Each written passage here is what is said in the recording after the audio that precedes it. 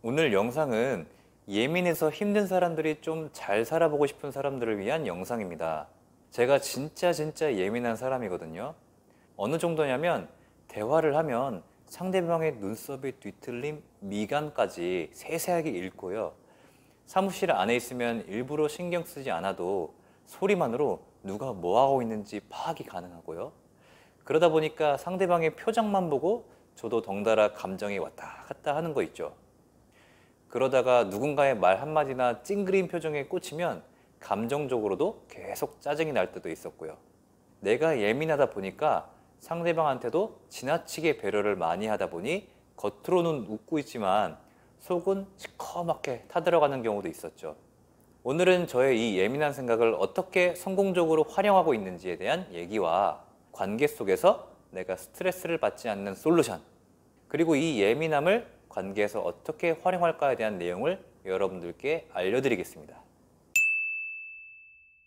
일단 예민한 사람들의 특징은 너무나 많지만 오늘 알아볼 특징은 이렇습니다. 타인이 건네는 말이나 행동, 눈빛 하나를 지나치게 신경 쓰는 성향의 사람들을 위한 컨텐츠입니다. 혹시 내가 말실수한 건 아닌지, 내가 기분 나쁘게 하는 건 아닌지 잠자리에 누워서도 몇 시간을 곱씹는 사람들도 있죠. 사소한 일에도 걱정이 많고 대인관계에서는 눈치를 많이 보기 때문에 일상생활에서 따른 에너지 소모가 너무나 큽니다. 저희 예전 사례를 한번 공유해 드릴게요. 팀원 중에 한 분이 있었는데 허리 디스크로 인한 허리 통증이 있으신 분이었어요. 근데 어느 날 회의에서 이러시는 거예요. 이번 달 받은 월급보다 허리 아파서 안마의자 구매한 비용이 더 많이 나갔어요. 이렇게 농담식으로 이야기를 하는데 저는 확 기분이 나쁜 거죠. 저는 이렇게 생각하는 거죠. 아니, 내가 업무를 많이 줘서 허리 아프다는 거야? 그리고 이 안마의자 구매 비용으로 500만 원 썼다는 게 당신 때문에 허리 디스크가 생겼다는 거고요. 이렇게 생각을 하게 되는 거죠. 그리고 이 생각을 집에 가서도 계속하고, 와, 이거 진짜 기분이 나쁜데? 잠이 안 오는데? 내일 얘기를 해 말어. 얘기하는 순간 좀 속 좁은 사람이 되는 것 같기도 하는데 지금 내 마음은 정말 못 풀어서 짜증이 나는데, 이런 생각을 하게 되는 거죠.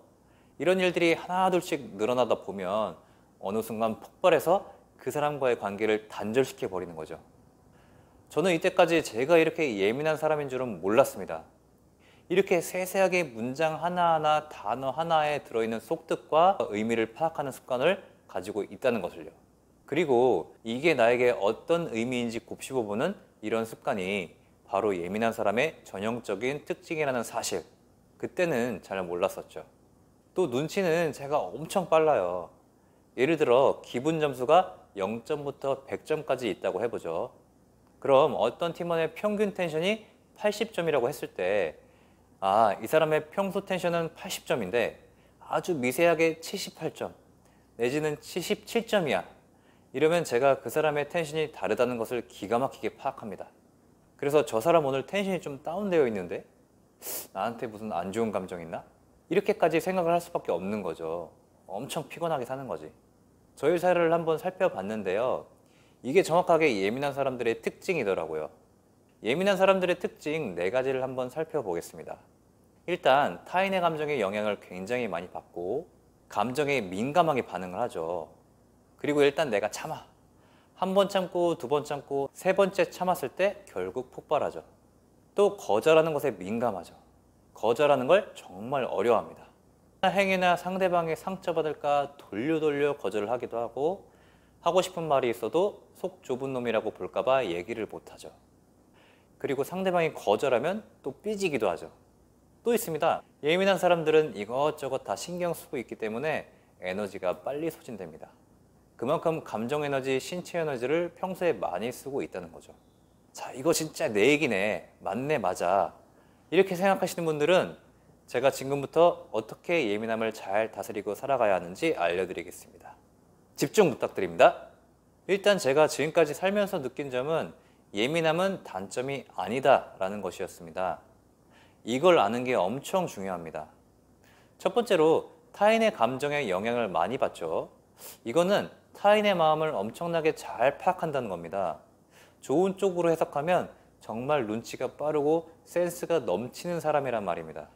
기분 체크를 기가 막히게 하고 눈치를 보고 척하면 척이기 때문에 상사나 연인으로부터 예쁨 받을 확률이 많죠. 우리는 이것을 긍정적으로 활용하자 이 말입니다. 두 번째로 인내력이 좋습니다. 상대방이 조금 언짢은 행동을 해도 일단 우리 같은 예민한 사람은 일단 참을 수 있잖아요. 자기 화를 조절 못하고 충동적으로 고래고래 소리를 지른다던가 하는 사람보다 우리가 얼마나 젠틀하고 고상한 사람들입니까? 그러니까 우리는 우리가 불편한 지점과 불편하지 않은 점을 정확하게 파악을 하고 우리가 불편하지 않도록 우리의 마음을 잘 표현하는 방법을 습득하면 된다 이 말입니다. 하고 싶은 말은 하고 살아야 됩니다. 어떻게 센스 있게 모두를 다치지 않게 하면서 내가 하고 싶은 말을 할 수 있는지는 조금 고급 기술이긴 한데 제가 이따가 그것도 알려드릴게요.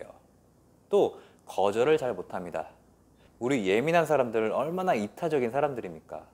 다른 사람 기분 맞춰줘, 다른 사람들이 뭐 부탁하면 내일보다 더 열심히 해줘. 이렇게 예민한 사람들은 대부분 친절합니다. 배려가 깊다, 이런 말을 많이 듣는 것이 사실입니다. 우리한테 중요한 것은 이것을 착취하는 사람들을 잘 걸러내고 우리가 무리하게 타인의 부탁을 들어줘야만 할 것 같은 이런 고질병만 고치면 된다는 거죠. 결론은 우리는 진짜 착한 사람들이다. 자, 마지막으로 우리가 정신에너지를 많이 쓰고 있는 것은 조금 우리가 단점으로 생각할 수가 있죠. 이건 우리가 연습을 통해서 충분하게 개선할 수 있습니다. 제가 알려드릴게요. 자, 다음으로는 예민한 사람들의 해결책을 알아보겠습니다. 첫째, 세상 사람들은 제각기 다 다르다. 이 세상에 진리는 없다. 서로 다르다는 것만 진리다. 이 얘기는 2500년 전에 부처님이 하신 말씀이기도 한데요. 우리는 말과 행동이 제각기 다 다릅니다. 예를 들어 어떤 사람이 인생을 이렇게 찌푸린 이유도 다 다르죠. 제 동료 중에는 먹을 것만 들어가면 미간을 찌푸리면서 아주 주름이 자글자글해지는 동료가 있거든요.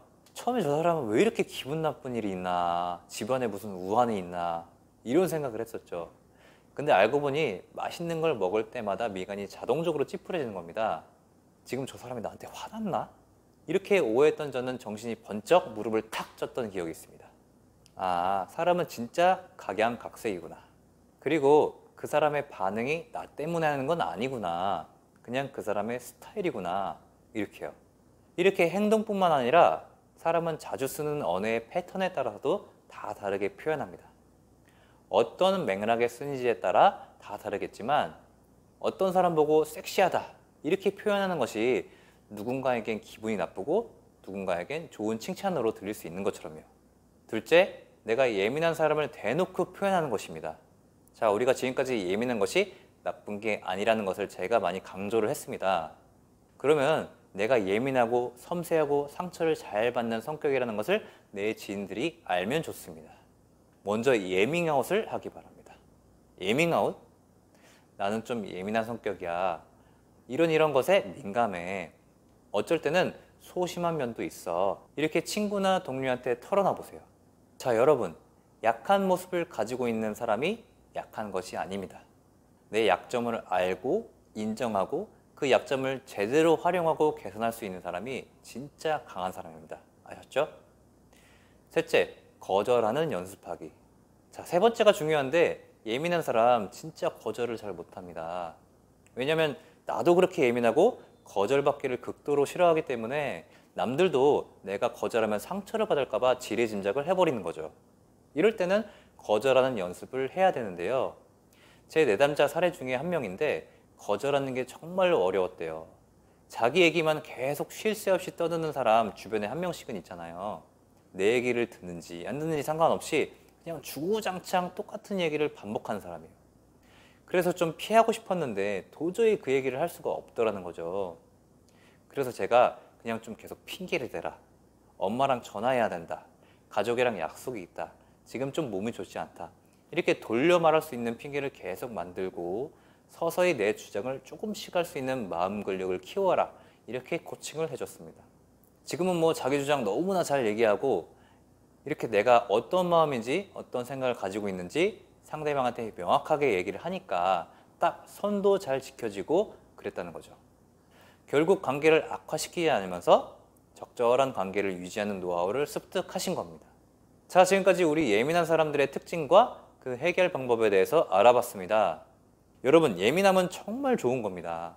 좋은 쪽으로 우리가 활용할 수 있으면 정말 센스 넘치고 공감 잘해주고 매력 있고 경청을 잘하는 그런 사람이 될 수 있는 거죠. 하지만 예민함이 지나치면 스스로뿐만 아니라 우리 주변 사람들까지도 나 때문에 힘들어질 수 있다는 걸 잘 인지했으면 좋겠고요. 저와 함께 이 예민한 성격을 잘 컨트롤하는 방법을 익히고 배웠으면 좋겠습니다. 예민보스로서 여러분을 진심으로 응원합니다. 여러분의 마음 근력이 빨리 회복되시기를 저도 진심으로 바라겠습니다. 평생 가는 습관 즐겁게 만들어 강철 멘탈이 될 여러분을 응원드리는 멘탈 코치 주필립이었습니다. 여러분의 구독과 좋아요는 멘탈 코칭의 원동력이 됩니다. 감사합니다.